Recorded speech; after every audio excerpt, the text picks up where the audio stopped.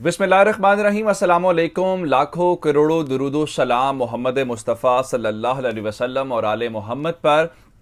मैं हूं उमर दराज गोंदल और आप मेरा यूट्यूब चैनल देख रहे हैं। नाज़रीन, पाकिस्तान के ऊपर जो मिसाइल हमला हुआ था, उस मिसाइल हमले के बाद इंडिया की वजाहत भी आ गई। तो मामला इस तरीके से हल हो गया जी, कोई हमला नहीं हुआ, गलती से ये एक उनकी तरफ से गलत फायर हो गया, मिस फायर जिसको कहते हैं। लेकिन मैं आपको अब वो खबर नहीं देना चाहता कि पाकिस्तान कोई कार्रवाई करने जा रहा है, पाकिस्तान कोई हमला करने जा रहा है, या पाकिस्तान ने कितनी देर में उसको डिटेक्ट किया। अब आपको एक ऐसी आज ये वीडियो मैं आपके लिए बना रहा हूं जो आपने एक तो बड़े तहम्मुल के साथ सारी वीडियो देखनी है कि मिसाइल हमला करके इंडिया के लिए, मैंने आपको कल परसों भी कहा था, इंडिया नंगा हो गया, मैंने ये लफ्ज़ इस्तेमाल किया था। आज मैं आपको ये बताना चाह रहा हूं कि इंडिया ने अपनी मिसाइल प्रोग्राम को लेके और अपने जौहरी प्रोग्राम को लेके अपनी तारीख की सबसे बड़ी गलती कर दी है। उसकी क्या वजह है?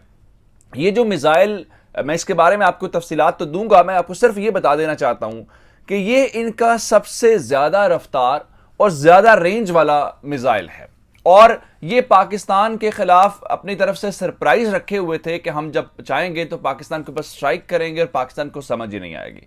अब मैं आपको खबर ये देना चाहता हूं कि रडार वाली बात तो बाद में बताऊंगा, पहली बात सिर्फ ये बताना चाहता हूं कि इंडिया के अंदर कल से कोहराम मचा हुआ है।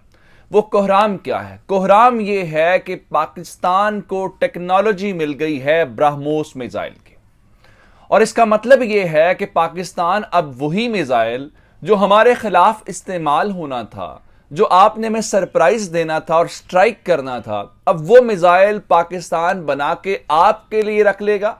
और दूसरा, आपकी की गई ये सारी की सारी जो एफर्ट्स हैं, जो सारा आपने इतना पैसा सारा कुछ लगाया था, वो कितनी आसानी के साथ पाकिस्तान की झोली में आ गिरा है। ये तमाम डिटेल्स आपको मिलेंगी इस वीडियो के अंदर कि क्या पाकिस्तान करने जा रहा है और किस तरीका से ये होगा। ये सिर्फ पाकिस्तान के अंदर होगा या चीन के अंदर होगा, और क्या माजी में ऐसा हो चुका है, और क्या एक दूसरे मुल्क का मिसाइल आपके हाथ लग जाए तो उसकी बुनियाद के ऊपर सारी की सारी टेक्नोलॉजी आपको मिल जाती है। ये तमाम डिटेल्स मैं आपको दूंगा। लेकिन अगर आपने अभी तक चैनल सब्सक्राइब नहीं किया और आप चाहते हैं कि आपको मुस्तनद और बर वक्त खबरें मिलती रहें, तो हमारा चैनल सब्सक्राइब कर लीजिए, बेल आइकन के ऊपर क्लिक कर लीजिए, ताकि हमारी आइंदा आने वाली वीडियोस बर वक्त आप तक पहुंच रहे।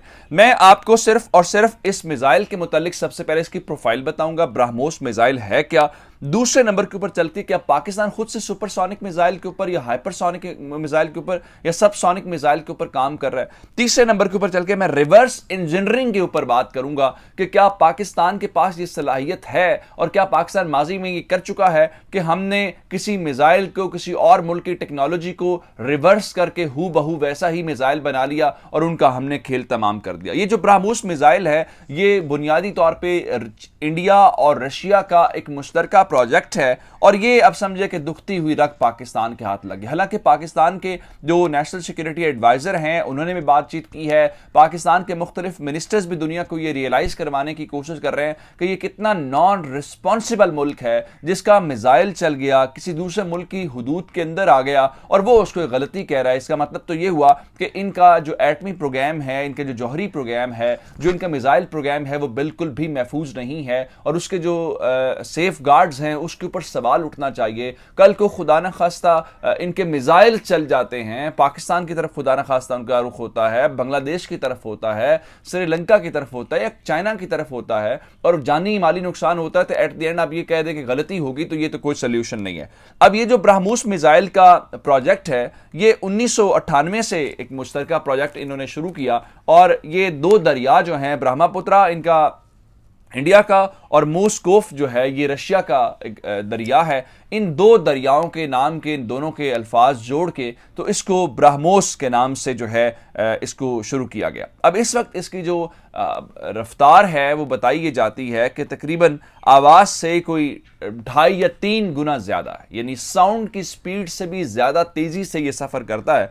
अब इसका कितने दूर जाके ये मार कर सकता है, ये तकरीबन अब तक की इत्तलात के मुताबिक ये 34,450 3,400 50 किलोमीटर जो है बताया गया कि इसकी रफ्तार फी घंटा की है, और ये इतनी रफ्तार होने की वजह से मिसाइल डिफेंस सिस्टम भी इसको बड़ी मुश्किल से रोक पाता है। लेकिन इंडिया का दावा तो ये है जी, ये रडार के ऊपर भी नहीं आता, लेकिन अल्हम्दुलिल्लाह पाकिस्तान ये कह रहा है कि पाकिस्तान के रडार ने न सिर्फ इसको डिटेक्ट किया, बल्कि पाकिस्तान ने, वो कह रहे हैं जी खुद से गिरा, खुद से नहीं गिरा। जब पाकिस्तान के, आप अपने DGISPR की गुफ्तगू सुन लीजिए, जब ये इंडियन सरहद क्रॉस करके पाकिस्तान के अंदर आया तो इसको गिराया गया। लेकिन खैर उसको छोड़ के इस मिसाइल की स्पीड की वजह से, जिस तरह मैंने आपको बताया कि 3450 किलोमीटर फी घंटा की रफ्तार से ये चलना चाहता है, तो जनाब इसके बारे में कहा जाता है कि इसके चलाओ और भूल जाओ, जिसका मतलब ये होता है कि आप इसको इस हद तक कि उसकी स्पीड ज्यादा होने की वजह से टारगेट तक हिट करने तक इसको फॉलो नहीं कर सकते, तो इसको छोड़ दिया जाता है कि ये खुद ही जाके हिट करेगा। अब इंडिया इसके ऊपर जो है काम क्या कर रहा है, इंडिया इसकी जो रफ्तार है इसको अब जो है वो इसको सुपरसोनिक इसको कहा जाता है, जिसका मतलब ये 2.5 या 3 के आसपास इसकी रफ्तार है साउंड से, वो इसको हाइपरसोनिक में कन्वर्ट करने की कोशिश कर रहा है। हाइपरसोनिक का क्या मतलब है? हाइपरसोनिक का मतलब ये है कि ये आवाज की रफ्तार से भी 5 गुना तेज सफर करे, इसकी स्पीड तेज होनी चाहिए। और उसका फायदा ये होता है कि जो मिसाइल डिफेंस सिस्टम है, like patriot missile defence system है, उसके बाद एयर डोम सिस्टम आपने देखा, फिर आपने S-400 मिसाइल डिफेंस, ये मुख्तलिफ किस्म के मिसाइल डिफेंस सिस्टम है, ये सारे के सारे उसको उनके लिए रोकना मुश्किल हो जाता है इसकी इतनी ज्यादा स्पीड होने की वजह से। अब इंडिया के पास इस वक्त ब्रह्मोस मिसाइल हैं कितने? 2005 से जी ये मिसाइल बनना शुरू हुए, 1998 का प्रोजेक्ट था, और ये अगले 10 सालों के अंदर 2000 मिसाइल इंडिया ने बनाने थे, और इसका मतलब ये 2015 तक 2000 मिसाइल बनाने थे। और अब कहा जाता है जी इंडियन जो मिसाइल टेक्नोलॉजी की सलाहियत है उसमें कई गुना इजाफा हुआ है, तो इंडिया के पास तकरीबन 3000 ब्रह्मोस मिसाइल इस्लाम में एस्टिमेट जो है कि उनके पास हो सकते हैं, हालांकि इसका कोई नंबर उन्होंने खुद से जारी नहीं किया। अब इस सवाल की तरफ, पहला मैंने बता दिया इसकी पूरी प्रोफाइल, दूसरा कि ये क्या पाकिस्तान के पास भी कोई सुपरसोनिक मिसाइल है जनाब? 2019 में खबर ये आई कि पाकिस्तान के जो अथॉरिटी है जो मिसाइल सिस्टम को देखती है, जो वजारत दिफाई पैदावार है, उसने सुपरसोनिक मिसाइल के ऊपर जो है वो पाकिस्तान को ग्रीन सिग्नल दिया कि आप जो है अपने इदारे को आप इसके ऊपर काम करें।